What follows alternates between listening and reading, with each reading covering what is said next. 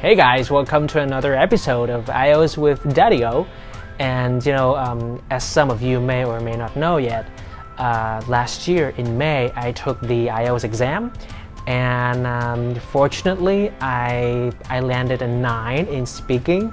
So I was, it came as a shock to me because I didn't expect myself to get such a high score. But anyway, I was over the moon when I got the report. Alright, so I thought that why not make a video where I can sort of give you guys a taste of what I said in the test room that landed me this perfect score in the test. So in this video I'm going to give you guys only maybe 3 sample questions that I was asked in the test for part 1. And I'm going to be making another maybe 2 videos, one for part 2 and the other for part 3. Alright.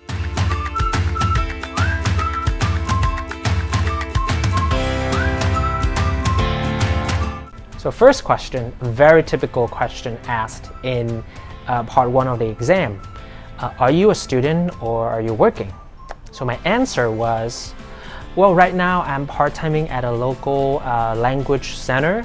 And I gotta say that this job for me is really rewarding because I get to meet and interact with really interesting, young, creative people. And I basically just have a blast teaching them. Yeah. So that was work, that was easy, right? And the second topic that I was asked was related to dreams. And I was like, huh? Such a strange topic. But sometimes IELTS asks you really strange, unfamiliar topics, so just be prepared for everything. So my answer was, it went something like this. The question was, do you remember your dreams when you wake up?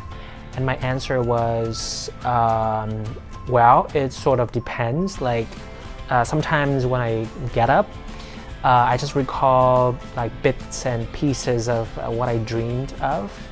It's really fuzzy, but at other times, the recollection was just so vivid. Yeah, that's about it. And then for the third topic, it was related to robots.